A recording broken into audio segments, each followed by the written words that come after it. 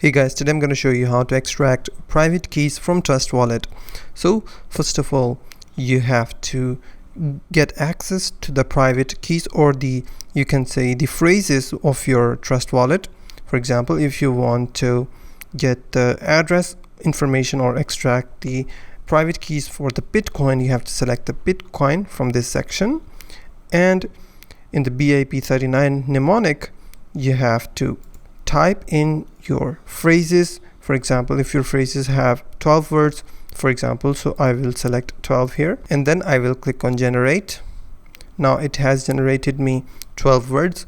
You have to type your phrases here, not to generate words. I'm just showing you as an example because I don't want to share my phrases with you, so that's why I have generated 12 different words, mnemonic words of BIP39. You have to select the coin.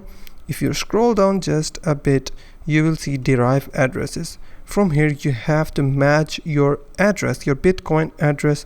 If the public key it matches your address, then you can select the private key from here. If I hover my mouse over this key, private key, you can also see the QR code.